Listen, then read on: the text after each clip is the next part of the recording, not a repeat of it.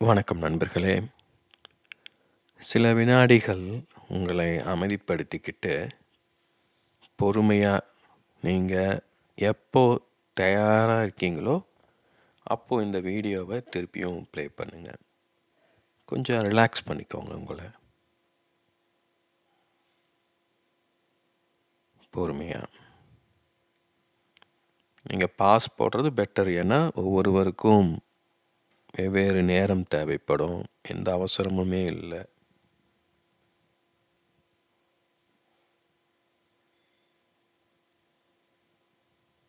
Headphones இருந்ததுன்னா headphones போட்டுக்கோங்க.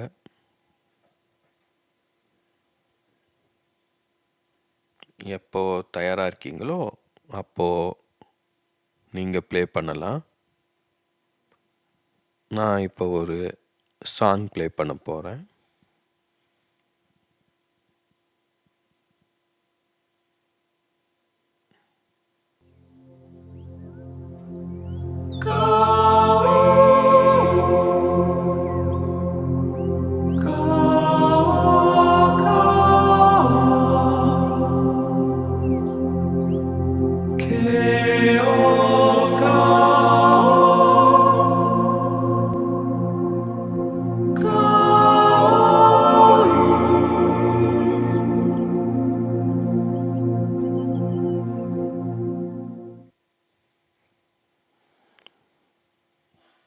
இப்போ என்ன உணர்ந்தீங்க?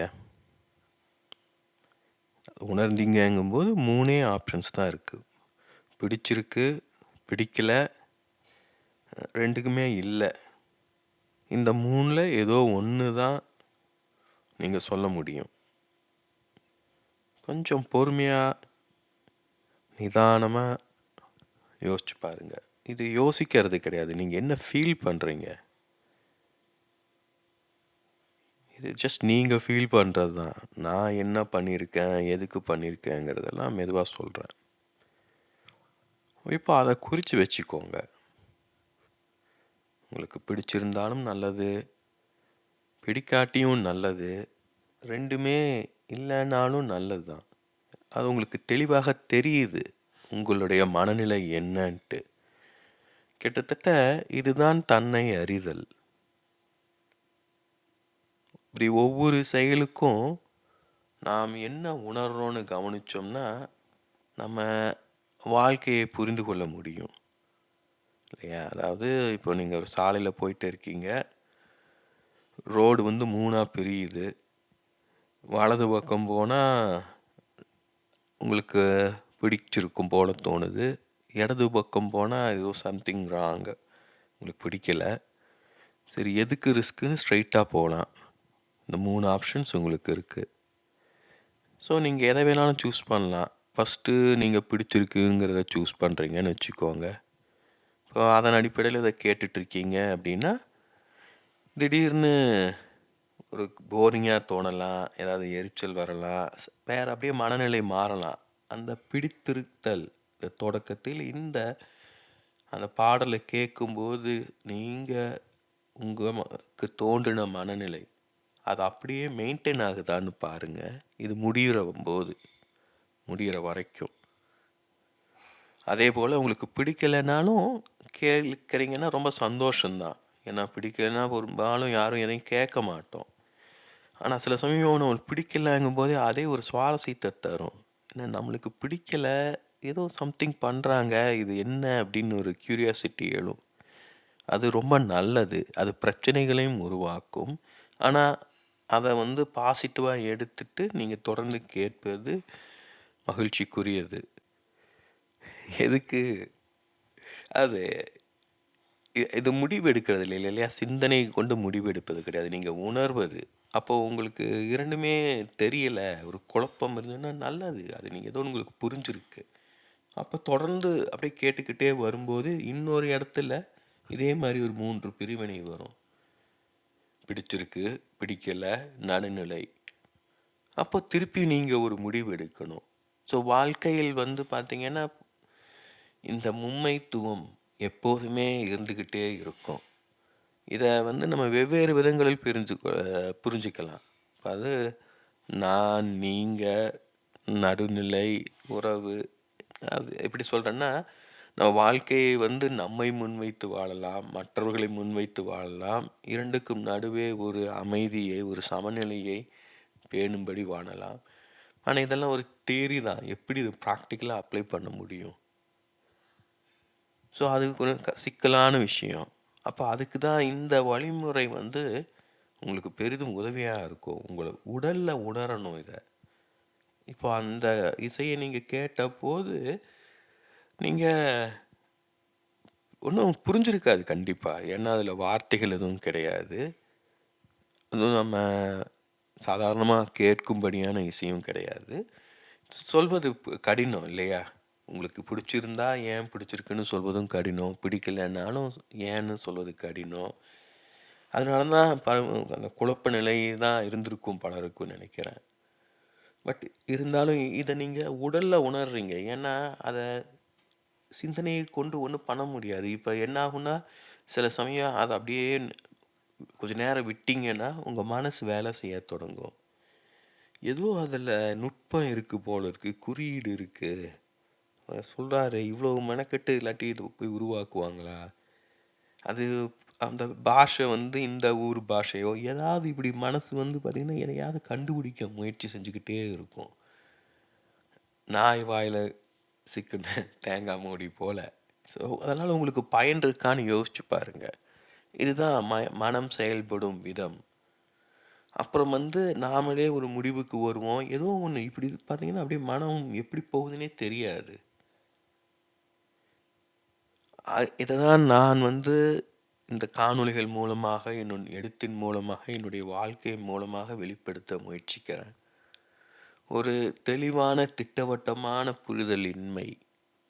அதே சமயம் அதை நம்மால் உணர முடியும். ஒரு பனியைப் போல.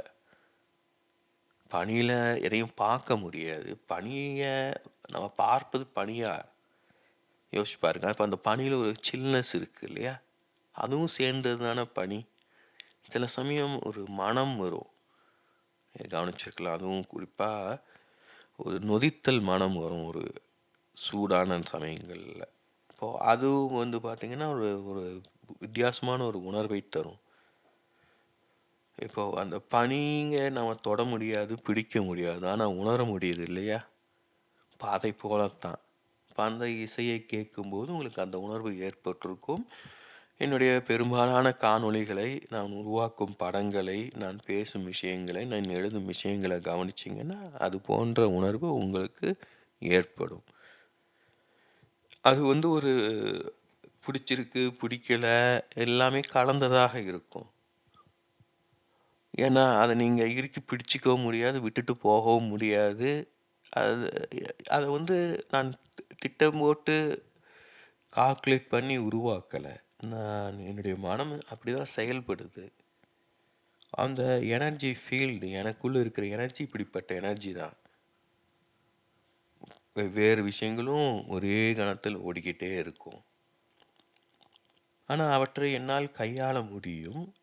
இதை ஏன் நான் சொல்ல வரேன் அப்படின்னா, அதை கையாள்வதற்கு இயல்வதற்கு காரணம் நான் எதையும் கட்டுப்படுத்தலை. இது இப்படி தான் இருக்கணும் அப்படின்னு. உதாரணமாக இந்த வீடியோவை வச்சு வேறொரு காணொளி ரெடி பண்ணிட்டேன் ஏற்கனவே. ஆனால் கடைசி நேரத்தில் ஏதோ மனசில் தோணுச்சு, அது ஏதோ சரியில்லைன்னு இன்னும் நிறுத்திட்டேன். இப்போ முற்றிலும் வேறு கோணத்தில் பேசிகிட்டு இருக்கேன். இது ரொம்ப ரெலவெண்ட்டாக எனக்கு தோணுது. இப்போது இந்த இசை கோர்வை வந்து பார்த்திங்கன்னா செயற்கை நுண்ணறிவை கொண்டு உருவாக்குனது.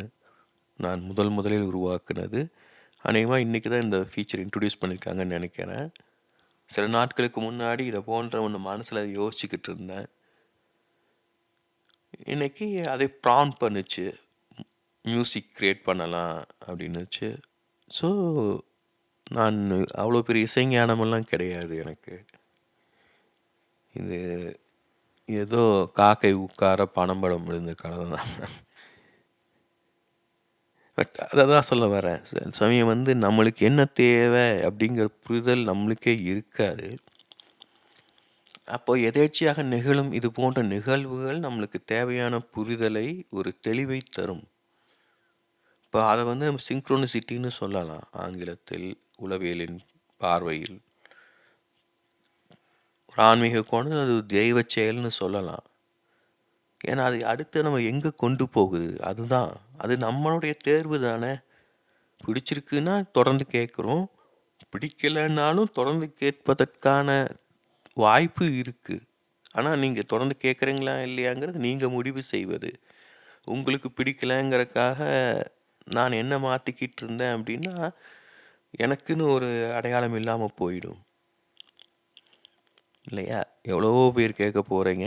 எல்லாருக்கும் பிடித்த மாரி நான் வெளிப்படுத்திக் கொள்ள முடியாது. உண்மையில் அதுதான் என்னுடைய சிக்கல்களில் ஒன்றாக இருந்தது. இந்த ட்ராமாவின் காரணமாக பட்டு விடுவேனோ, புறக்கணிக்கப்பட்டு விடுவேனோன்னு ஒரு பயம். இப்போ அதுதான் என்ன வந்து ஒவ்வொருவருக்கும் பிடித்ததைப் போல என்ன மாத்திக்க முயற்சி செஞ்சுட்டு புஷ் பண்ணிக்கிட்டே இருந்தது. ஆனா எவ்வளோ பேர்ட்ட அப்படி வெளிப்படுத்திக் கொள்ள முடியும்? அதனால நான் என்ன வந்து மற்றவர்களிடமிருந்து துண்டித்துக் கொண்டே வந்தேன். யாரிடம் உண்மையாக இருக்க முடியுமோ அவங்க மட்டும்தான் என்னுடைய வாழ்வில் இடம் பெற்றிருந்தார்கள்.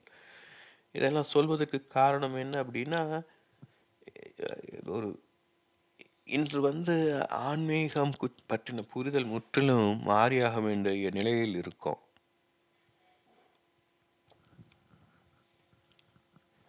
கண்ண மூடி கடவுளை நம்புவது, பூஜை செய்வது, விரதம் இருப்பது, இதெல்லாம் ஆன்மீகம் கிடையாது. அது ஆன்மீகத்துக்கு உதவும். நம்மளுக்கு தேவையான மன உறுதியை, தெளிவை, ஒரு நம்பிக்கையை, ஒரு பிடிப்பை தருவதற்கு உதவும். பற்றுக பற்றற்றான் பற்றினை, அப்பற்றை பற்றுக பற்று விடற்கு. இப்போ ஏதோ ஒன்றை பிடிச்சிக்கிறதுல தவறே இல்ல. ஆனா, அதை அறிவுபூர்வமாகவும் புரிஞ்சுக்கணும். அந்த பற்று தரும் ஆறுதல்ல அப்படியே தூங்கி போயிடக்கூடாது. அப்போ நம்மள நிதானிச்சுக்கிட்டு, நாம ஆழமாக புரிந்து கொள்ளணும். இப்போ அதான் சொல்ல வரேன். இப்போ வந்து பார்த்தீங்கன்னா, உங்களுக்கு ஒரு தெளிவும் ஏற்படும், குழப்பமும் ஏற்படும். இப்போ அதுதான். அது நீங்க எவ்வளவுக்கு எவ்வளோ தொடர்ந்து கேட்குறீங்களோ, எவ்வளவுக்கு எவ்வளோ ஆழமா கேட்குறீங்களோ, எவ்வளவுக்கு எவ்வளோ உங்க பாணியில சிந்திக்கிறீங்களோ, அவ்வளவுக்கு அவ்வளவு உங்களுக்கு தெளிவு கிடைக்கும். சில சமயம் நீங்க என்னோட கோணத்திலேயே சிந்திப்பது போல உங்களுக்கு தோணலாம். ஆனா பயப்பட வேண்டாம். நான் அந்த இடத்துக்கு கொண்டு போய் விட மாட்டேன். ஏன்னா, அது போன்ற நிலையை நான் உணர்ந்திருக்கேன். ஓஷோ வாசிக்கும்போதோ, கலீல் ஜிப்ரான வேறு சில ஆசிரியர்களை வாசிக்கும்போதோ, நம்முடைய மனம் அந்த அது போன்ற சிந்தனைகளுக்கு, அது போன்ற பார்வைகளுக்கு, அந்த வார்த்தைகள், அதேபோல நம்ம வெளிப்படுத்திக் கொள்வதற்கு எல்லாமே பழகிரும். அது அப்ப நம்முடைய அடையாளத்த இழக்கிறோமோன்னு ஒரு பயம் வரும். அப்படி கிடையாது. அது வந்து என்ன பண்ணுதுன்னா, நமக்குள்ள ஒரு ஒழுங்கை ஏற்படுத்துது. இப்போ ஒருவர பார்த்து நம்ம நடனம் ஆடுவது போல. அது என்ன அதனால என்ன ஆகுதுன்னா, அது இயல்பாக ஒரு இசையை கேட்டு நம்ம நடனம் ஆடுவது போல. அது அழகாக இருக்கும். நீங்க ஆடுறீங்க, என்னுடைய வார்த்தைகளுக்கு, என்னுடைய பொருளின் அர்த்தங்களுக்கு, இந்த வார்த்தையின் அர்த்தங்களுக்கு, இந்த அழகுக்கு, இதன் ஆழத்துக்கு, ஏதோ ஒரு காரணத்துக்காக உங்கள் மனம் இதை ஏற்றுக்கொள்ளுது. அத கேள்வி கேட்காதீங்க, சந்தேகப்படாதீங்க, அனுமதியுங்க. நான் முதல்லயே சொல்லியிருக்கேன், இது ஒரு தியானம் போல கருதுங்க. ஏன்னா, உங்க ஆழ்மனம் முன்பே சொன்னது போல பிடித்தது, பிடிக்காதது, நடுநிலை. இந்த 3யும் நீங்க அப்பப்போது கவனிச்சுட்டே, அவதானிச்சுட்டே வரணும். ஏன்னா பிடிக்கலன்னா தொடர்ந்து கேட்டுருக்க முடியாது. இப்போ முதல்ல சொன்னேன், பிடிக்கலன்னா கேட்குறீங்கன்னா நன்றின்னு சொன்னேன். பிடிக்கலன்னு ஆரம்பிச்சு இவ்வளோ தூரம் கேட்டிருந்தீங்கன்னா, அப்போ இடையில உங்க மனசு மாறி இருக்கு இல்லையா? எங்கேயோ நீங்க பிடிக்குங்கிற இடத்துக்கு வந்துட்டீங்க. அதனால தான் இவ்வளோ தூரம் கேட்டுட்ருக்கீங்க. அப்போ எங்க அந்த மனசு மாறுச்சு தெரியல. அத ஆராய வேண்டிய அவசியம் கிடையாது. கொண்டால் நல்லது தான். ஆனா மனச வச்சு ஏதோ ரகசிய போலீஸ், சிபிஐ விசாரணை பண்ற மாரி நோண்டத் தொடங்குனோம்னா, நெறைய சந்தேகங்கள், கேள்விகள் எழத் தொடங்கும். அத எல்லாமே வந்து பார்த்தீங்கன்னா, அ நான் எப்படி சொல்லுவேன்னா, ஒரு சில சந்தேகங்கள், கேள்விகள் வேண்டும். ஆனா நம்முடைய மனம் ஏற்றுக்கொள்வதை நாம் சந்தேகப்படக்கூடாது. ஏற்றுக்கொள்ளாதத சந்தேகப்படணும். இப்ப பிடிக்கல அப்படிங்கும்போது, "ஏன் பிடிக்கல? எனக்கு மட்டும் பிடிக்கலையா? சரி டேய் நீ கேட்டு பாரு. உனக்கும் பிடிக்கலையா? உனக்கு என்ன பிடிக்கல இதுல?" அப்போது அந்த க்யூரியாசிட்டி வந்து நீங்கள் வேறு விதத்தில் கன்ஸ்ட்ரக்டிவாக பாசிட்டிவாக பயன்படுத்தலாம். அவன் என்ன வளவளான்னு பேசிக்கிட்டே இருக்கான், எவ்வளவுதான் பேசுவான், இதெல்லாம் ரொம்ப டீப்பான விஷயம். நம்மளுக்கு இதெல்லாம் தேவையா? லைஃப்பை என்ஜாய் பண்ணிட்டு போகிறத விட்டு ஏதோ ஒரு கருத்து உங்கள் நண்பரிடம் இருந்து வரும். பிடிக்கலைங்கிற ஒரு விஷயம் 2 பேர் 2 கருத்தை சொல்லலாம் இல்லையா? அப்போ எவ்வளோ வேறுபாடு வருது பாருங்க. ஸோ நம்ம இதெல்லாம் நுட்பமாக புரிந்து கொள்ளும்போது நம்மை நன்றாக புரிந்து கொள்ள முடியும். ஆனால் நம்ம என்ன பண்ணணும், ரொம்ப மேலோட்டமாக பிடிச்சிருக்கு பிடிக்கல அப்படின்ட்டு போயிட்டே இருக்கோம். அதை ஆழ்ந்து கவனிப்பது கிடையாது. இப்போ திருப்பியும் அதை ப்ளே பண்ணுறேன். திருப்பியும் உங்களை அமைதிப்படுத்திக்கோங்க. ஹெட்ஃபோன் இருந்தால் ரெடி பண்ணிக்கோங்க. இதோ ப்ளே பண்ண போகிறேன். தேவைன்னா பாஸ் பண்ணிவிட்டு திருப்பி வாங்க. இதோ நான் ப்ளே பண்ணுறேன்.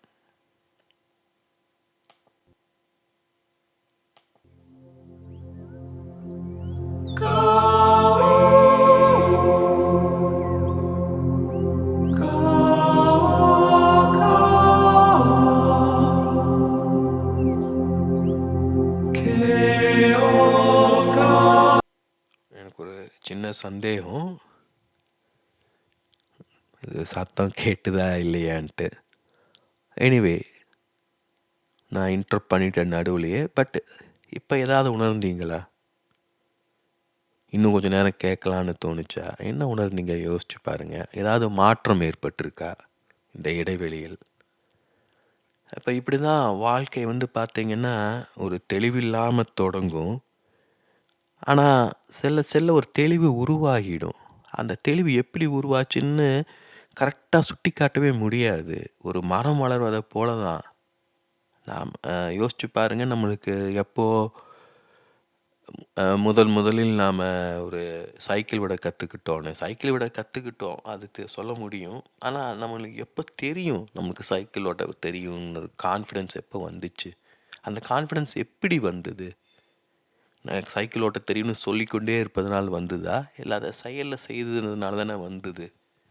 அப்போ இந்த உடலின் மூலமாக நாம் கற்றுக்கொள்வது, அறிந்து கொள்வது வந்து நம்மால் மறக்க முடியாது. இப்போ அதை போல தான் நான் ஏற்கனவே சொல்லியிருக்கேன், ஒரு மல்டி டைமென்ஷனல் லேர்னிங் எக்ஸ்பீரியன்ஸுன்ட்டு. பல பரிமாணங்கள் மூலமாக கற்றுக்கொள்வது, அறிந்து கொள்வது, புரிந்து கொள்வதை தான் நான் முயற்சி செஞ்சிட்ருக்கேன். இப்போ அதில் இசையை சேர்த்த போது ரொம்ப நிறைவாக இருக்குது. ஏன்னா என்னதான் பேசிகிட்டே இருந்தாலும் அந்த மௌனம், அதுக்குள் அந்த பேச்சின் மூலமாக, வார்த்தைகளின் மூலமாகவும் மௌனத்தை என்னால் சுட்ட முடியுது. நான் அதை தான் எப்போதுமே முன்வைக்கிறேன். உங்களுக்கு என்னுடைய வார்த்தைகள் வந்து அர்த்தத்தை புரிந்து கொள்வதை காட்டிலும் ஆறுதல் தருது, இதம் தருதுன்னா இன்னும் நல்லது, மகிழ்ச்சி. ஏன்னா அப்போ நீங்கள் அந்த மௌனத்தை கவனிக்கிறீங்கன்னு பொருள். அப்போது வார்த்தைகள் என்னதான் இருந்தாலும் வந்து பார்த்திங்கன்னா மொழி, இப்போ இந்த சிலருக்கு இந்த வார்த்தைகள் வந்து கடினமானதாக இருக்கலாம், முயற்சியை கொண்டு அதிக கவனம் கண்டு கேட்க வேண்டியதாக இருக்கலாம், அதுவே ஒரு தளர்ச்சியை தரலாம், எரிச்சலை தரலாம். அப்போ அந்த இசை வந்து பார்த்திங்கன்னா இன்னும் அந்த மௌனத்தை தெளிவாக முன்னிறுத்தி காட்டும். ஸோ இதுதான் நான் சொல்வேன், நம்ம வந்து எங்கேயாவது தொடங்கணும். இப்போ இந்த காணொலி ஆரம்பிக்கும் போதும் எப்படி கொண்டு போகிறதுன்னு ஒரு தெளிவில்லை, ஒரு குத்துமதிப்பான புரிதலோடு தான் தொடங்கினேன். இந்த சேனலை தொடங்கும் போதும் அப்படி தான் நடந்தது. நான் எழுத தொடங்கும் போதும் அப்படி தான் நடந்தது. அப்படியே பின்னாடி போனோன்னு பார்த்திங்கன்னா எல்லாமே அப்படி தான் நடந்திருக்கும் வாழ்க்கையில். நம்ம நினச்சிட்ருப்போம் நம்ம தெளிவாக முடிவெடுத்தோன்ட்டு. இல்லை, அந்த முடிவை எடுக்க ஏதோ நம்மளை புஷ் பண்ணுது இல்லையா? எது அதான் சொல்கிறேன், இது வந்து சில விஷயங்கள் வந்து முதல்ல எனர்ஜெட்டிக்கலி வரும், அடுத்தது வந்து மைண்டில் வரும், அப்புறம்தான் வந்து நிகர் உலகில் நிஜ வாழ்க்கையில் வெளிப்படும். இப்போது இந்த ஏஐ மூலமாக மியூசிக்கை, இசையை உருவாக்கும் திட்டம், எண்ணம் கூகுளுக்கு பல வருடங்களுக்கு முன்னாடி, மாதங்களுக்கு முன்னாடியே இருந்திருக்கணும் இல்லையா? இப்போ அதுக்காக அவங்க உழைத்திருக்கணும். அவங்க உழைத்து நான் அதான் சொன்னேனே, நான் நேர்ச்சியா தான் கவனிச்சேன். இன்னைக்கு இந்த ஃபீச்சர் இன்ட்ரோடியூஸ் பண்ணியிருக்கலாம். முன்னாடியே இன்ட்ரோடியூஸ் பண்ணியிருக்கலாம். மேபி நான் இன்னைக்கு தான் கவனிச்சிருக்கலாம். ஆனா சில நாட்களுக்கு முன்னாடி இந்த எண்ணம் வந்தது. இசையை உருவாக்க முடியுமா? இசைய பயன்படுத்தி எப்படி காணொளிய அத வேற ஏதாவது விதத்துல சில புரிதல்களை தரலான்னு யோசிச்சுக்கிட்டு இருந்தேன்.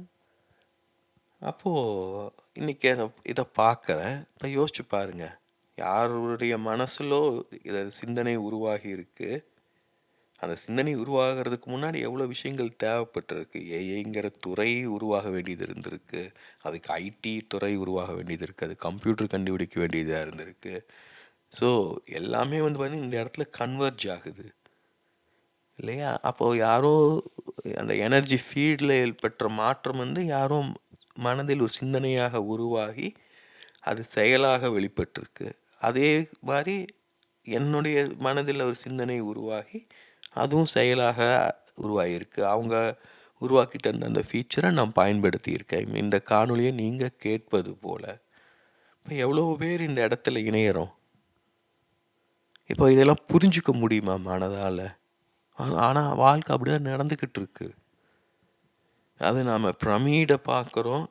பிரமிடு வளர்ந்தா எப்படி இருக்கும் யோசிச்சு பாருங்க.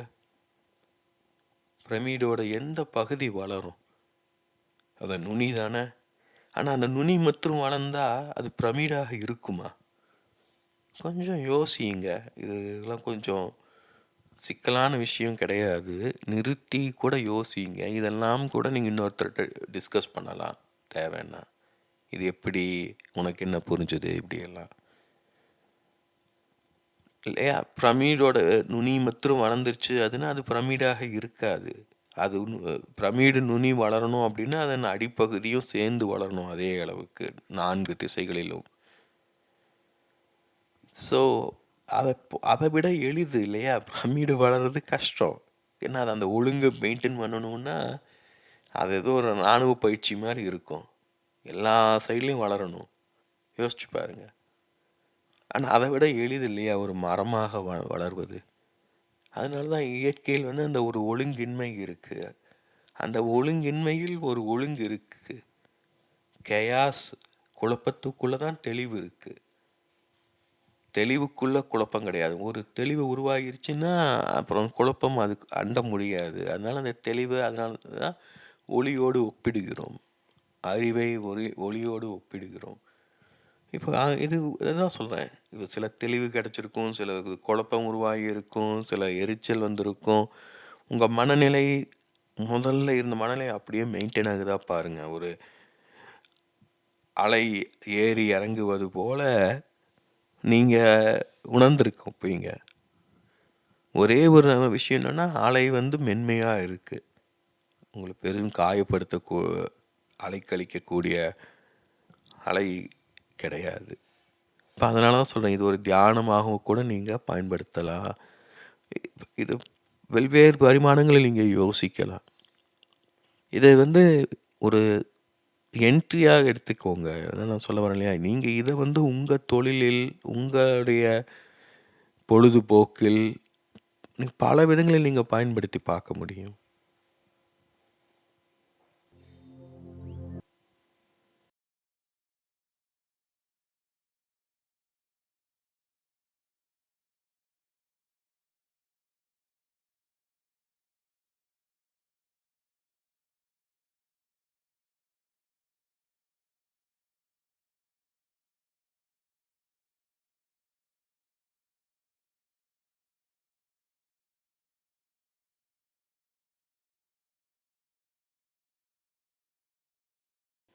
இப்போது இதை ஒரு டீ உருவாக்கின ஒரு ஓவியம்.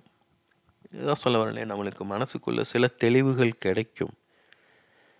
இப்போ அந்த தெளிவு வந்து நான் எப்படி சொல்லுவேன் அப்படின்னா, நான் அது வந்து ஒரு எனர்ஜெட்டிக் நிலை.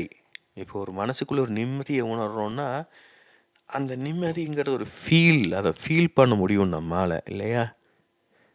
அப்போ அந்த நம்ம அது கொஞ்சம் ஆழமாக அதுக்கு நமக்குள்ளே ஊடுருவிச்சுன்னா அதை எப்போ வேணாலும் நம்ம ரிகலெக்ட் பண்ண முடியும். அந்த உடல் மூலம் அது நினைவுக்கு கொண்டு வர முடியும். அந்த சம்பவத்தையோ அந்த இடத்தையோ ஏதோ ஒன்று. அதன் அடிப்படையில் தான் அந்த மழையின் பதற்றம்ல ஒரு வழிமுறையை முன்வைச்சிருக்கேன். இப்போ நீங்கள் அதையும் கவனிக்கலாம். ஸோ அந்த ஃபீலை கொண்டு வரணும். அப்போ அந்த ஃபீலை கொண்டு வரும்போது அந்த ஃபீலை வந்து நம்ம சீல் பண்ணணும். அதை எப்படி சொல்கிறதுன்னு தெரியல. இப்போ நீங்கள் ஒரு மனநிலையை உணர்றீங்க, ஒரு திருப்தியாக இருக்கீங்க அப்படின்னா உடனே அதை பாஸ் போட்டு நல்லா மூச்சை உள்வாங்கி அந்த உணர்வை முழுசாக கவனிச்சுக்கோங்க. ஏன்னா அடுத்து நான் பேசுவது வந்து உங்களுக்கு ஒரு எரிச்சலையோ கோவத்தையோ தந்து முதல்ல கிடைச்ச அந்த ப்ளசண்ட்டான ஃபீலை குலைச்சிடலாம். அப்போது அந்த இடைநிறுத்தம் பாஸ் பண்ணுறோம் இல்லையா, அப்போ என்ன நடக்குதுன்னா நம்முடைய உடல் அந்த எனர்ஜியை முழுசாக கிரகித்து கொள்ளுது, நினைவில் கொள்ளுது. அப்போ அதை ஒரு சீல் பண்ணுறோம். அப்போ அந்த சீலிங்கை வந்து பார்த்திங்கன்னா ஏதோ ஒரு செயலோடு இணைத்து செஞ்சோம்னா இன்னும் அதோட அந்த பதிவு வந்து ஆழமாக இருக்கும். எப்படி சொல்கிறதுன்னா அதுக்கு ஒரு எளிய உதாரணம் வந்து பச்சை குத்திக்கிறது. இப்போ பச்சை குத்திக்கிறது ஒரு காலத்தில் ரொம்ப சகஜமாக இருந்தது. இப்போ மீண்டும் அது ஒரு ட்ரெண்டிங் ஆகிட்டு இருக்குது. எல்லாம் பலரும் ஸ்டைலுக்காக பச்சை குத்துறாங்க. ஆனால் அது ஒரு எவ்வளோ ஒரு முக்கியமான ஒரு முடிவு யோசிச்சு பாருங்கள். அது ஒரு பர்மனண்ட்டான ஒரு அடையாளமாக இருக்க போகுது உடலில். அப்போது என்ன குத்துறோம், எதுக்கு குத்துறோம், எப்படி குத்துறோம், ஏன் குத்துறோம், அதெல்லாம் நம்ம தெளிவாக இருக்கணும் இல்லையா. இப்போது அதன் அடிப்படையில் வந்து பார்த்திங்கன்னா தொல்குடி மரபுகள் எல்லாமே வந்து பார்த்திங்கன்னா பச்சை குத்துறது இது போன்ற சடங்குகள் மரபுகள் இருக்கும். உடலுக்கு வர்ணம் பூசிக்கிறது இதெல்லாம்.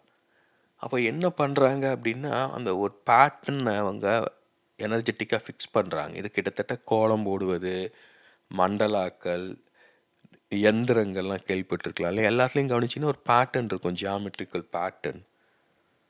இப்போ அது என்ன நடக்குது, இப்போ அதெல்லாம் வேறு இடம் தான், இதுக்கும் அதுக்கு தொடர்பு இருக்குது. பட் அதை நம்ம கருத்தில் கொள்ள வேண்டாம். இப்போ உடம்புல வந்து பச்சை குத்திக்கிறோம் அப்படின்னா என்ன எதை பச்சை குத்திக்குவோம், நம்ம குழந்தை பேரையா, அம்மா பேரையா, அப்பா பேரையா, தேசிய கொடியையா, இளையராஜா பேரையா, நாய்க்குட்டி பேரையா, இல்லை ஏதாவது கடவுள் உருவத்தையா, மந்திரத்தையா? யோசிச்சு பாருங்க. நம்ம வாழ்நாள் இறுதி வரை அது நம்மோட வரப்போகுது. அப்படி முக்கியமான ஒன்றை நம்ம தேர்ந்தெடுக்கணும். எதன் அடிப்படையில் தேர்ந்தெடுப்போம், எப்படி தேர்ந்தெடுப்போம்? ஏன் நான் இதை குறிப்பிட்டு சொல்கிறேன் அப்படின்னா என்னுடைய ஹீலிங்கின் ஒரு பகுதியாக நான் சில வடிவங்களை என்னோடய உடலில் பச்சை குத்தியிருக்கேன். நான் அதை வந்து அது ரொம்ப முக்கியமான விஷயம் அது. ஸோ நான் என்ன சொல்ல வரேன்னா, அதாவது இந்த அந்த குழப்பத்தின் நடுவில் அந்த தெளிவு தேவைப்படுது இல்லையா, அதான் சொல்கிறேன். குழப்பத்துக்குள்ளே தான் தெளிவு இருக்க முடியும். தெளிவு இருக்கிற இடத்துல குழப்பம் இருக்காது. இப்போ தெளிவு வந்து பார்த்திங்கன்னா முதல்ல தெளிவாகவே இருக்காது. குழப்பம் ஒரு இருள், அந்த இடத்துல ஒரு இடத்துல இருக்காது தெளிவு, அப்படியே நகர்ந்துக்கிட்டே இருக்குது. அப்போது நம்மளுக்கே புரியாது என்னடா அது அப்படின்ட்டு. ஒரு நிலையாக இருந்ததுன்னா நம்மளுக்கு உறுதியாக இருக்க முடியும். ஆனால் அது வந்து என்ன பண்ணுதுன்னா ஒரு தீயை போல் அங்கேயும் இங்கேயும் பறந்து காட்ட விதவிதமாக பற்ற வைக்குது. அப்போது அங்கேயும் இங்கேயும் சின்ன சின்ன நெருப்பு துளிகள் விழுகுது. இப்போ ஒரு கணத்தில் அது முழுசும் பற்றிக்கும். அப்போது அதுக்காக நம்ம எவ்வளவு எக்ஸ்டெண்ட் போவோங்கிறது தான் இதெல்லாம். இப்போ பச்சை குத்தி அதை போல் வந்து பார்த்திங்கன்னா துறவு மேற்கொள்வது, மொட்டை அடித்துக்கொள்வது. ஸோ யோசிச்சு பாருங்கள், நம்ம இப்போலாம் படிச்சிட்டோம், யாரும் வந்து கடவுள் நம்பிக்கையோடு வந்து மொட்டையெல்லாம் போட்டுக்கிறது கிடையாது இல்லையா. ஆனால் எவ்வளோ எளிய மக்கள் இருக்காங்க மொட்டையை போட்டுக்கிட்டு இன்னும் அரோகரான்னு கூவிக்கிட்டு. எவ்வளோ ஒரு நம்பிக்கை யோசிச்சு பாருங்கள். அது வந்து நம்முடைய அடையாளத்தையே குலைத்து கொள்வது. நம்ம மாடர்னாக அன்றைக்கி வாழ்ந்துக்கிட்டு இருக்கோம், மொட்டை போட்டுக்கிட்டு ஆஃபீஸ்க்கு போனால் சிரிப்பாங்கங்கிறதுனால தான் நம்ம அப்படி இருக்கோம். நம்ம எதையாவது இருந்தாலும் நம்ப முடியுதா முதல்ல? ஏன் நம்ப முடிய மாட்டேங்குது? ஸோ அதுதான் பிரச்சனையே. நம்மளுக்கு அதை போன்ற ஒரு நிகழ்வு உணர்வுகளை நாம் உணர்வது கிடையாது. அந்த போன்ற உணர்வுகளை நாம் எப்படி கையாள்வது கிடையாது அப்படின்னு கற்றுக்கிறது கிடையாது. அதனால தான் இது எனர்ஜெட்டிக் சீலிங், இது ரொம்ப முக்கியமான தலைப்புன்னு நான் சொல்லுவேன். ஏன்னா என் அளவில் ஒரு முக்கியமான ஒரு மாற்றத்தை நான் இந்த காணொளி மூலமாக முன் வச்சிருக்கேன். இசையை உருவாக்கியிருக்கேன். இந்த படத்தின் பின்னாடி பல நுட்பங்கள் இருக்கு. நான் சும்மா இதை இப்போதைக்கு காமிக்கிறேன். நான் தேவையென்றால் அதை பற்றி நான் பேசுகிறேன். ஸோ இது வந்து நம்ம பார்த்தீங்கன்னா, அந்த தொழில்நுட்பம் வந்து ரொம்ப உதவியாக இருக்குது. இப்போ இந்த படத்தின் மூலமாக நான் ஒரு எனர்ஜியை வெளிப்படுத்திட்டேன். நான் உணர்வதை இந்த படத்தில் காமிச்சிருக்கேன், உடலில் உணர்வதை. இப்போ இது இது நான் என்ன சொல்ல வரேன்னா, இதை நீங்கள் கவனியுங்க. நான் சில மாதங்களாக பேசிட்டு வந்துட்டு இருக்கேன். என்னுடைய குரலில் இருக்கும் மாற்றங்கள், நான் பேசும் விஷயங்களில் இருக்கும் மாற்றங்கள் நிறைய நீங்கள் கவனிச்சிருக்க முடியும் இல்லையா? இப்போது நீங்கள் கவனிக்க வேண்டிய விஷயம் வந்து, இதை போல் நிகழ்வு உங்களுக்கும் நிகழ்ந்துக்கிட்டே தான் இருக்கும். இப்போ அதை நீங்கள் கவனித்து நீங்கள் எப்படி தொகுத்து கொள்கிறீங்க, அதுதான் ரொம்ப முக்கியமான விஷயங்க. தொகுத்து கொள்வது முதலில் கவனித்தல். அதுக்கு கவனிக்கும்போது தான் உனக்கு மதிப்பு தர்றோம் நாம். இப்போ நான் திருப்பி சொல்கிறேன் பாருங்கள், 30 நிமிஷம் ஆச்சு, இன்னொன்று கேட்டுட்டு இருக்கீங்களா? எவ்வளோ கவனமாக கேட்குறீங்க? அப்போ அது அந்த மதிப்பு, இப்போ அது வந்து இந்த காணொளிக்கு எனக்கு தரும் மதிப்பு கிடையாது. நீங்கள் செலவிடும் இந்த நேரத்துக்கு நீங்கள் மதிப்பு தர்றீங்க. இப்போ உங்களை நீங்கள் மதிக்கிறீங்கன்னு பொருள். இப்போ அந்த மதிப்புக்கேற்ற புரிதல் உங்களுக்கு கிடைக்கும், தெளிவு கிடைக்கும். இப்போ அது புரியலன்னா திருப்பியும் கேட்பீங்க. அதான் சொல்ல வரேன் இல்லையா, அது நீங்கள் கொடுக்கும் மதிப்பு, அது அது அதுக்கேற்ற விளைவு கண்டிப்பாக இருக்கும். அதை தான் வந்து தெய்வத்தால் ஆகாது என்னும் முயற்சி தன் மெய்வருத்த கூலி தரும்னு வள்ளுவர் சொல்கிறார். இப்போது இதுக்கெல்லாம் எவ்வளவு இன்னைக்கு டெக்னாலஜிலாம் உதவுது யோசிச்சு பாருங்கள்.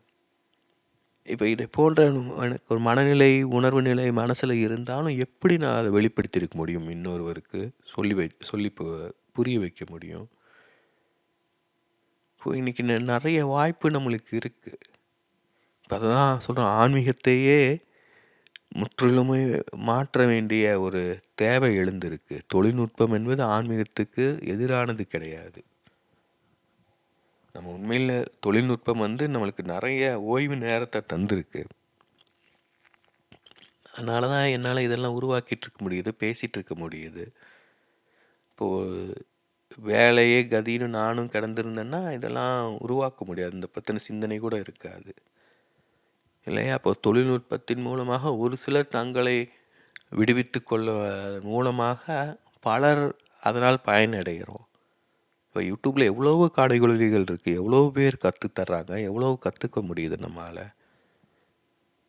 இதை தவிர கோர்செரா இது போன்ற தளங்கள் இருக்குது.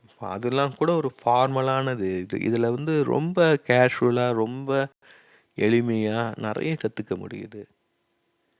இப்போ இதையெல்லாம் எப்படி பயன்படுத்திக்கிறோங்கிறது நாம் தான் முடிவு செய்யணும். குதிரையை வந்து குளத்துக்கிட்ட கூட்டு போகலாம், தண்ணி குடிக்க வைக்க முடியாது. நான் பல இடங்களில் சொல்வது போல், இந்த காணொலியை முன்னாடியே சொல்லியிருக்கிறது போல், இதை கேட்க கேட்க உங்களுக்கு என்ன தேவையோ அதை உங்கள் ஆழ்மனம் கிரகித்து கொள்ளும். பல சமயம் வந்து பார்த்திங்கன்னா, நம்ம படித்தவர்கள், சிந்திக்கும் திறன் கொண்டவர்கள் என்ன சொல்லணும்னா, ஒன்று கேட்டதுமே அதனுடைய பயன் என்ன அப்படி இப்படின்னு ரொம்ப ஆழமாக யோசிக்க தொடங்குகிறோம். அப்போது என்ன ஆகுது அப்படின்னா, ஒன்றுலேருந்து இன்னொன்றுக்கு நாம் நகர்வதற்கே நீண்ட நேரம் ஆகுது. ஸோ அது ஒரு விதத்தில் நல்லது. ஏன்னா அப்போ நம்ம இழக்க மாட்டோம். அதே சமயம் வந்து பார்த்திங்கன்னா, அதனால் பயனும் கிடையாது. நம்ம பெருசாக நகர்ந்திருக்கவும் மாட்டோம். இப்போ குழந்தைங்க வந்து பார்த்திங்கன்னா, துள்ளி குதித்து ஓடிக்கிட்டு இருக்காங்க. அவங்களாக இருக்காங்க. நம்மளால் நகரக்கூட முடிய மாட்டேங்குது. இப்போ நம்ம இரண்டுக்கும் இடையில் வேணும். நம்ம தனியாக இருக்கும்போது துள்ளி குதிக்கிறதுல என்ன பிரச்சனை இருக்குது?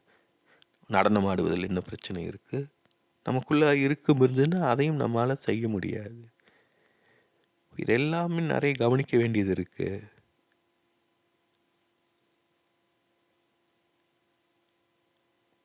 இது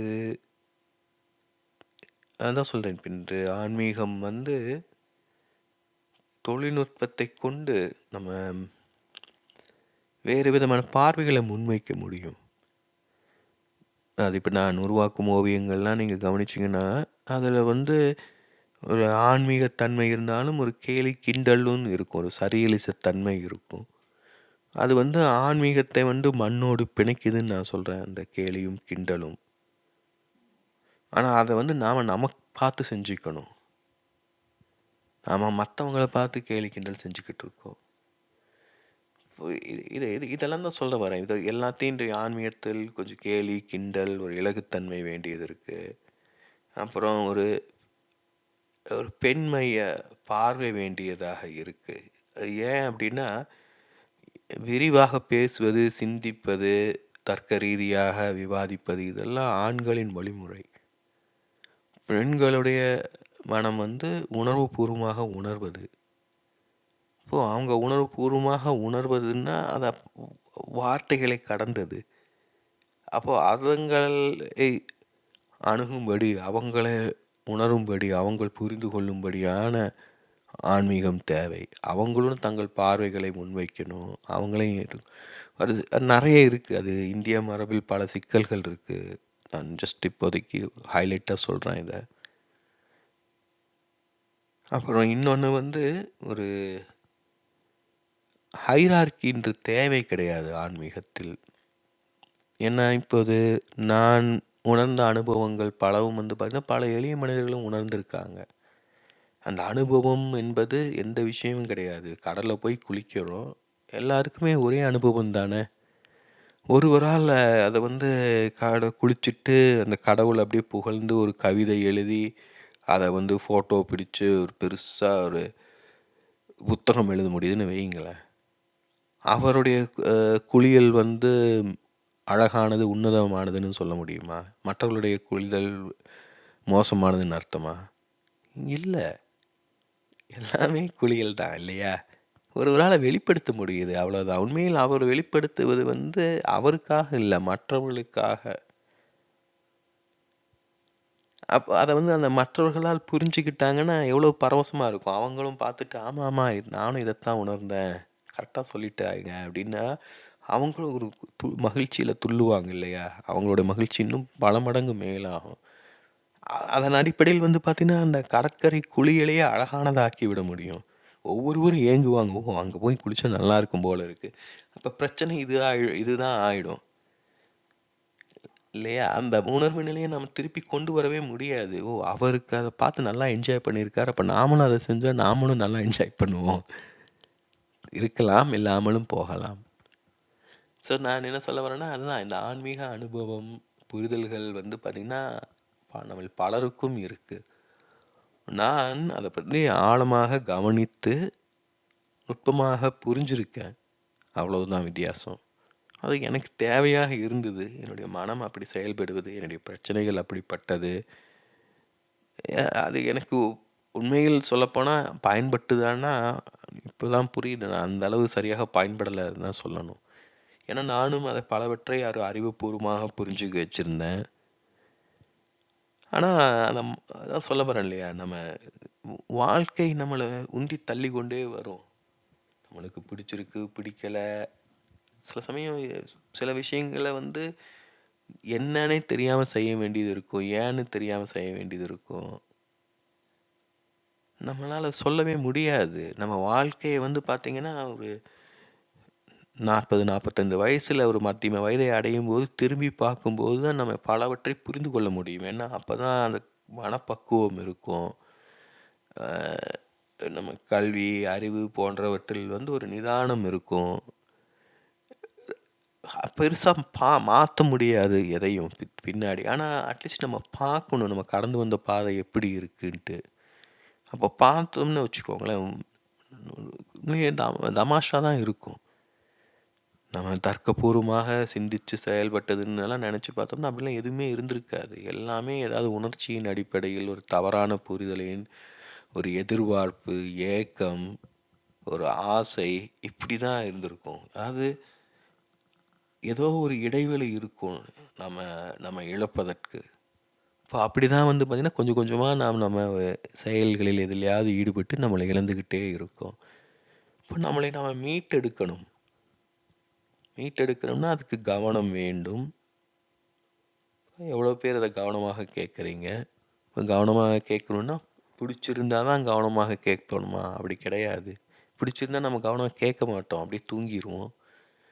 பிடிக்கலன்னா கூட கவனமா கேட்போம். ஒரு எரிச்சலோடையே கூட கேட்போம் சில சமயம். இப்ப அதனால தான் வந்து ஒரு அந்த முதல்லயே சொன்னது போல ஒரு அலை போல நான் பிடிச்சிருக்கு, பிடிக்காது எல்லாம் கலந்து அடிச்சு விடுறேன். இப்ப அந்த ஓவியம் இது எல்லாத்தையும் நீங்க கனெக்ட் பண்ணி பார்த்தீங்கன்னா, நீங்க வெவ்வேறு விதமான உணர்வை உணர முடியும். அது இதுதான், அதுதான்னு துல்லியமாக சொல்ல முடியாது. ஆனா, அது உங்களுக்குள்ள ஒரு புரிதலை, தெளிவை தந்திருக்கும். ஒரு ஆறுதலை, இதத்தை தரும். ஏன்னா, அது அது எப்படின்னு சொல்ல முடியல. நான் ஒரு அழகான கதை அந்த இடத்துக்கு பொருத்தமாக இருக்கும். முல்லா நஸ்ருதீன் வந்து ஒரு ஒரு நாட்டுக்கு இன்னொரு நாட்டுக்கும் எல்லையில வசிக்கிறாரு. ஏன்னா, அவரு எங்கெல்லாமோ வசிச்சு பார்த்துட்டாரு. எங்கேயும் அவருக்கு சரியான வேலை கிடைக்கல. ரொம்ப தீவிரமா சிந்திச்சு பார்த்தது, அலசி ஆராய்ந்ததுல அந்த இடத்துல வந்து ஒரு குறிப்பிட்ட தொழிலை செஞ்சா நல்லா சம்பாதிக்கலாம் அப்படின்னு கண்டுபிடிச்சு அங்கே போறாரு. என்ன அப்படின்னா, அந்த 2 நாடுகளின் எல்லைக்குள்ள இடையில வியாபாரம் செய்வது. போயிட்டு வர்றது, திரும்பி வர்றது. ஸோ, அவர் ரொம்ப பயங்கர புத்திசாலி, சிந்தனையாளர். ஸோ என்ன பண்ணுறாரு அப்படின்னா, அங்கே போகிறாரு, எல்லாம் முடிவு பண்ணிட்டு அதே மாதிரி பண்ணிடுறாரு. அவர் திட்டம் வந்து செயல்படுத்திடுறாரு. நல்லா பணக்காரராயிரு. எல்லாத்துக்கும் ஒரே குழப்பம். எப்படி இவன் இப்படி பணக்காரனா? நம்மனால இது பண்ண முடியலையே. நம்ம இங்கே தான் இவ்வளோ நாளாக வசிக்கிறோம். எல்லாருக்குமே ஒரு சந்தேகம் வருது. இவன் திருட்டுத்தனம் பண்ணுறான், கள்ளக்கடத்தல் பண்ணுறான் அப்படின்ட்டு. ஸோ அவரை வந்து நோட்டமிட தொடங்குறாங்க. அவரும் அவர் ஒன்றுமே பண்ணுறது கிடையாது. என்ன பண்ணுறாருன்னா, ஒரு கழுதை கூட்டத்தை கூட்டு போகிறாரு.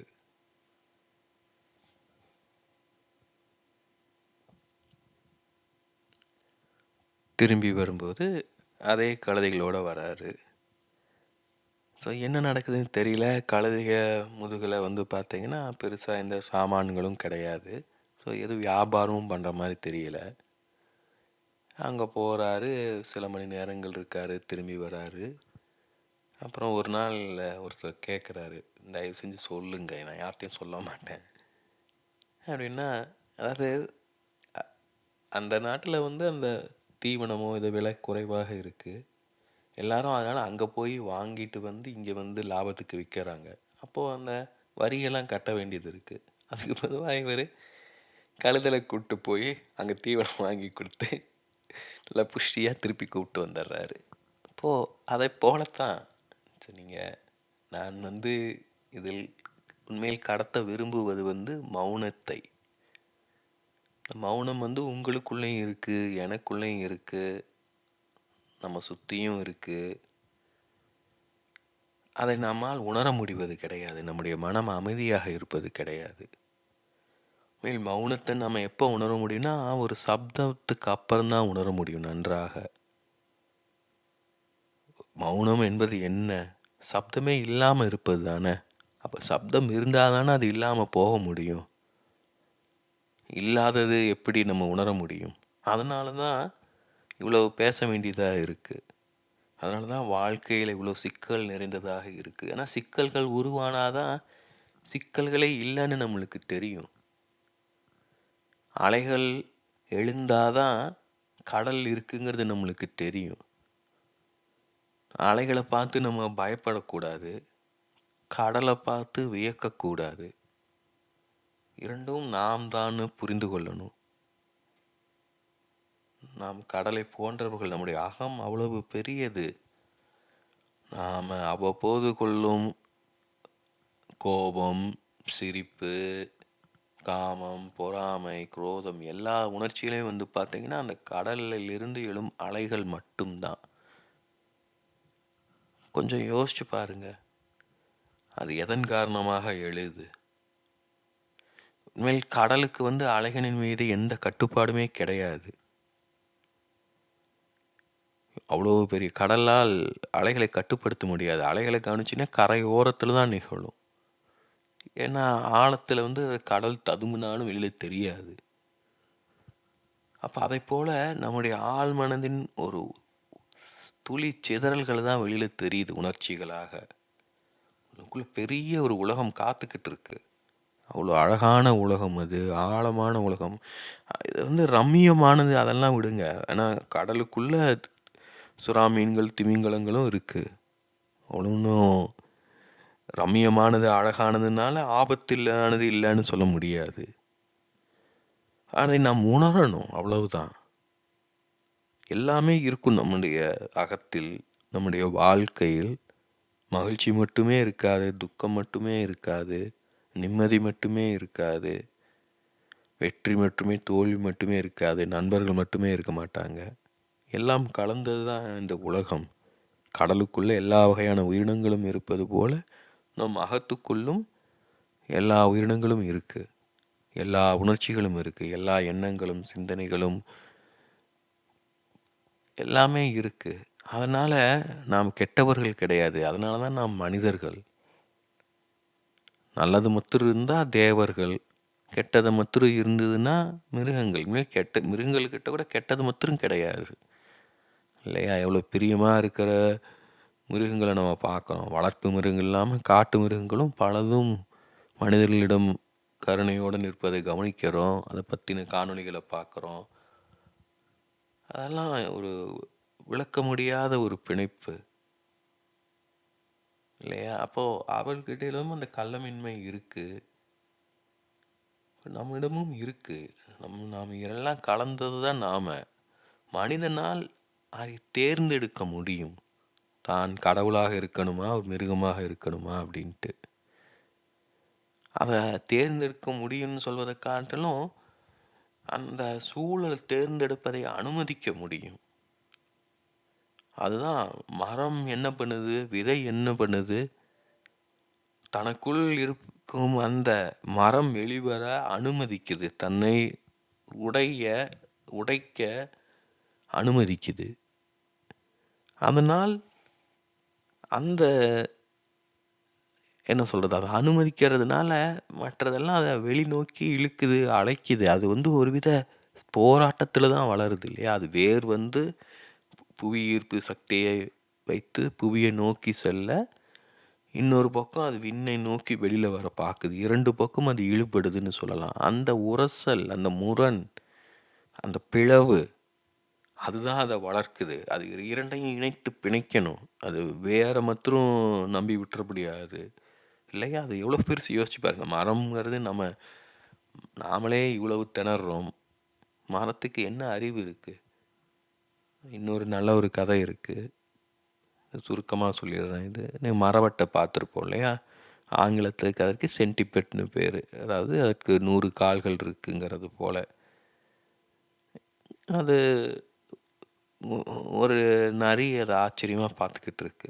மரவட்டை கேட்குது, என்ன அப்படி ஆச்சரியமாக பார்க்குற அப்படின்னு. இல்லை, இவ்வளோ கால் இருக்குது உனக்கு, நீ எப்படி எந்த காலை முன்னாடி வைக்கிறது, எந்த காலை அடுத்து வைக்கிறது நீ முடிவு பண்ணுற அப்படின்னு கேட்கும்.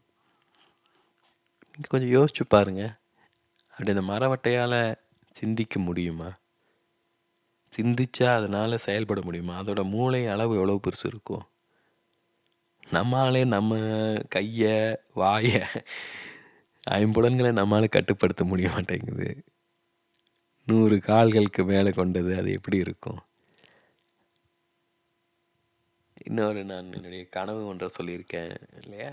அதாவது நான் ஏரிக்குள் ஒரு டிராகனாக இருந்து, நான் இல்லை, அது ஒரு டிராகன் வெளியில் வருது. அது எல்லா செதிகளும் இருந்து ஒரு மாமிச பிண்டம் போல் மண்ணில் ஊறுது. அப்போது அது வரைக்கும் நான் அதை வெளியிலேருந்து பார்த்துக்கிட்டு இருக்கேன். அது மண்ணில் வந்த உடனே நான் அதன் ஒரு பகுதியாக உணர்கிறேன். நான் அந்த உடலில் இருக்கேன். நான் தான் அந்த ஜந்து. அது வளவளா குளகலான்னு ஒரு மாதிரி இருந்தது. இதில் வந்து அதாவது அதன் உடல் வந்து பயங்கர பிரம்மாண்டமாக இருந்தது. இப்போது என்னோடய கையை எப்படி நீட்டுறதுன்னா, நினச்சா நான் கையை நீட்ட முடியும். காலை நீட்டுதுன்னு நினச்சா நீட்ட முடியும். என்னுடைய உடல் எனக்கு தெரியும். அந்த உடலை நான் எப்படி கட்டுப்படுத்த முடியும்? ஆனால் உண்மையில் நான் அப்போ தெரப்பியில் இருந்தேன். நான் குணமடைதலில் இருந்தேன். இவ்வளோ ஆழமாக குணமடைதல் இல்லை. இந்த அளவு ஆழமாக என்னோடய உடலை நான் உணர முடியலை. இப்போது அது ஒரு குறியீட்டு ரீதியாக என்னை சுட்டி காட்டி இருக்கு, நான் என்னுடைய உடலை உணராமல் இருக்கேன்ட்டு. அப்போ ஏதோ ஒரு கணத்தில் வந்து அது மண்ணில் ஊர்ந்தது. மண்ணில் ஊறும்போது அந்த உடல் மண்ணை உரசும்போது, அந்த உரசலில் அது அந்த தன் உடலை உணர்ந்தது. ஒரு எனர்ஜிய உணர்ந்தது. அந்த கணம் நான் அந்த உடலை முழுவதுமாக உணர்ந்தேன். இப்போ இத வந்து என்னோட ஸ்வெட்லாட் செரிமனியோட எக்ஸ்பீரியன்ஸோட ஒப்பிடலாம். அது முடிஞ்ச போது நான் அப்படியே மண்ல ஊர்ந்து தான் என்னால செல்ல முடிஞ்சது. நான் என்ன சொல்ல வரேன்னா, இதெல்லாம் பார்த்தீங்கன்னா, நம்மளை மீறி இயங்குவது. ஸ்வெட்லாட் செரிமனிக்கு என்னோட தெரபிஸ்ட் அவங்களா தான் அழைப்பு விடுத்தாங்க. அவங்க அது கலந்து கொள்ளும் முன்னாடியே கேட்டாங்க, "இது உன்னை முழுசுமா மாற்றிரும். ரெடியா இருக்கியா?" அப்படின்னாங்க. "ஆமா" அப்படின்னு சொன்னேன். முற்றிலும் என்னை அது மாற்றி எடுத்துருது. ஈவன் நான் என்னுடைய மாற்றத்தை நான் எதிர்கொண்ட விதத்து அவங்களுக்கே உடன்பாடு இல்ல. அவங்க நான் உளமாற்றிகளை பயன்படுத்தியதெல்லாம் அவர்கள் ஏற்றுக்கொள்ளவில்லை. நான் என்ன சொல்ல வரேன்னா, இப்படி தான் நம்ம மாற்றம் நிகழும். அது எப்போ நிகழுது, எப்படி நிகழுது எதுன்னே தெரியாது. அது நிகழும்போது ஒரு குழப்பமா தான் இருக்கும். அது குழப்பமாக இருக்கேன்னு அதிலிருந்து விலகக்கூடாது. அதிலிருந்து கவனித்து ஏதாவது புரிந்து கொள்ள முடியுதான்னு பார்க்கணும். குழப்பத்திலே நம்மால வாழ முடியாது. தெளிவு வேண்டும். ஆனா, அந்த தெளிவை நாம் எப்படி கண்டுபிடிப்போம்? அதுதானே பிரச்சனை. அதுதான் நான் முன்னாடியே சொன்னது போல, நீங்க உணர்வதன் மூலமாக தான் அத கண்டுபிடிக்க முடியும். இப்ப இவ்வளோ நேரம் இந்த காணொளிய கேட்டுட்டீங்கன்னா, உங்களுக்கு ஏதோ பிடிச்சிருக்கு. உங்கள் ஆழ் மனதுக்கு ஏதோ ஓப்பானதாக இருந்திருக்கு. நீங்க 5 நிமிஷம் கேட்டிருக்கலாம், 10 நிமிஷம் கேட்டிருக்கலாம், 30 நிமிஷம் கேட்டிருக்கலாம். அந்த அளவுக்கு உங்கள் ஆழம் மாறும். அவ்வளோதான். வாழ்க்கையில அத அத கவனியுங்க. அத வந்து பொய் சொல்லவே சொல்லாது. உடல் என்றுமே பொய் சொல்லாது. வயித்து வலிக்குதுன்னா, வயித்து வலிக்குது அவ்வளோதான். தலை வலிக்குதுன்னா, தலை வலிக்குது. தலை வலிக்கிறது போல இருக்கு. வயித்து வலி வலிக்கிறது மாரி இருக்குன்னுலாம் கிடையாது. அதெல்லாம் மனசு சொல்லுது. இல்ல அது ஒண்ணும் வயித்து வலி மாரி தெரியல. கேஸ்ன்னு தான் நெனைக்கிறேன். ஏன்னா பயம். ஏதாவது பெரிய பிரச்சனையா இருந்ததுன்னா, இல்ல என்ன சாப்பிட்டோம், ஏது சாப்பிட்டோம்னு கேட்பாங்க. எதுக்கு தலைவலி? அதனால நம்ம பொய் சொல்லிக்கிறோம். ஆனா என்ன இருக்கு? உடம்புல வலி, நோய் எல்லாமே அந்த உடம்புல தேங்கி போய் கிடக்கு. அப்போ அதையெல்லாம் நம்ம குணப்படுத்தணும்னா, பல வழிமுறைகள நாம கையாளணும். உணவு கட்டுப்பாடு, மூச்சு பயிற்சி எல்லாமே அதுங்க அந்த இடத்துக்கு போவோம் கொஞ்சம் கொஞ்சமாக. அதற்கு முன்னாடி வந்து நம்ம எனர்ஜியில் மாற்றங்கள் ஏற்படணும். அதுக்கு தான் இவ்வளோ பேச வேண்டியதாக இருக்கு. ஏன்னா, இதுக்கு நீங்க கேட்கும்போதே உங்க அறிதலில் இது உருவாகுது. இல்லையா? அப்போ நீங்க புரிஞ்சிக்கும்போது ஒரு புரிதல் உருவாகும். அப்புறமாக உணர்தலுக்கு செல்வோம். அப்ப உணர்தல் வந்து நிகர் உலகில், நிகழ்காலத்தில் உடலின் மூலமாக அதை நாம் மேற்கொள்ள வேண்டும். இப்போ இதெல்லாமே உங்களுக்கு கேட்கும்போது, அந்த உள்ளுணர்வை கொண்டு உங்களால் ஒரு அந்த பாதைய கண்டுபிடிக்க முடிஞ்சுச்சு. அப்புறம் முன்னாடியே சொன்னதை போல, அந்த எனர்ஜி சீலிங் அந்த முறையை பயன்படுத்தி உங்களுடைய உணர்வு உங்களுடைய புரிதல் ஒரு திருப்தியா உணர்ற நேரத்தில அத சரியா நீங்க உள்வாங்கிக்கிட்டீங்கன்னா, அது ஒரு இளைப்பாறல் போல. அப்புறம் திருப்பி நீங்க தொடர்ந்து மலையேற முடியும். நான் முன்னரே சொன்னது போல, இது ஒரு காட்டு பாதையில் நாம மேற்கொள்ளும் பயணம். நான் என்னுடைய அகத்துக்குள் நான் பயணிச்சுக்கிட்டு இருக்கேன். நீங்க உங்க அகத்துக்குள்ள நீங்க பயணிக்கிறீங்க.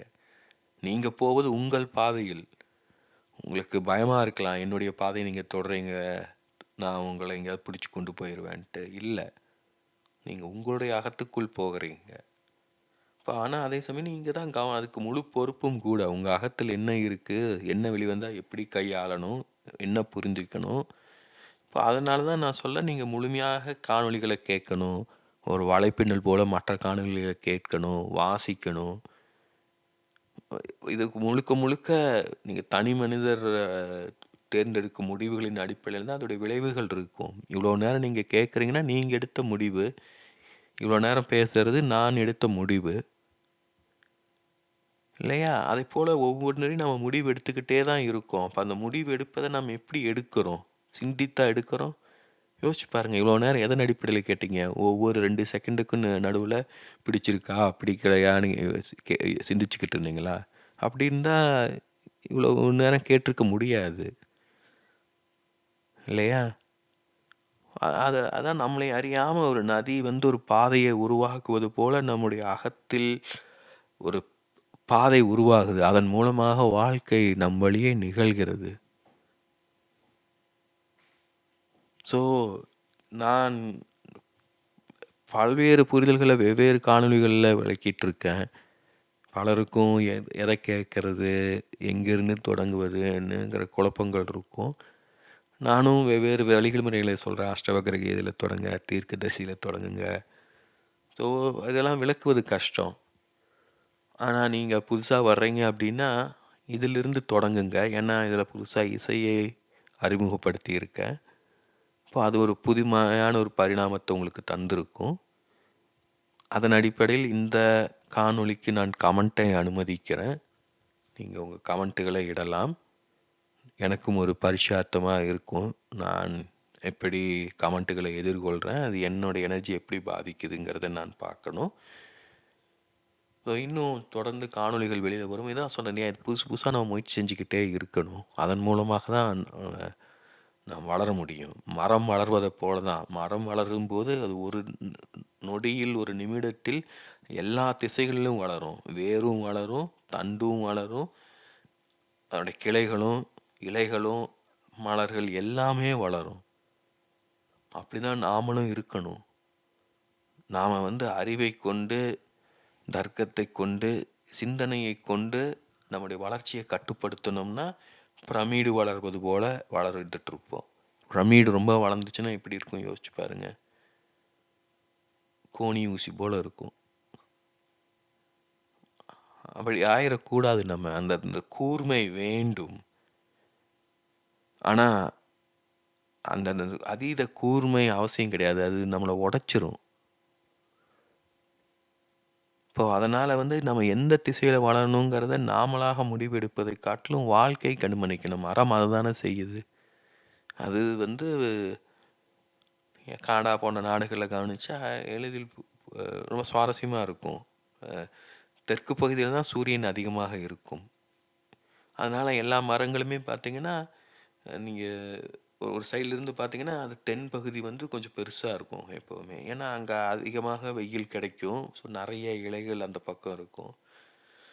இப்போ இயல்பாக அந்த மரம் தன்னை தகவமைச்சு கொள்ளுது. நம்ம எல்லா செடிகளையும் பார்த்துருப்போம் இல்லையா? அது எங்கே வெயில் படுதோ அதுக்கேற்ற மாதிரி வளைஞ்சிக்கும் தானா. அதைப் போல தான் ஒளியை நோக்கி நம்முடைய வளர்ச்சி இருக்கணும். பீரியட்.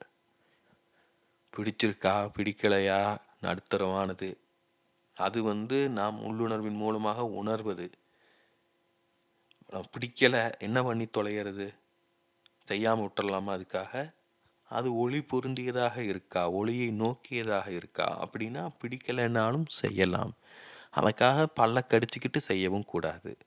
இப்போ அதுதான் இந்த ஆன்மீக வழிமுறையில் மாற்றங்கள் தேவைப்படுது. மரபான வழிமுறைகள் ரொம்ப போரு, டல்லு, அது ஒழுக்க நெறிகள் ரொம்ப கட்டுக்கோப்பானது.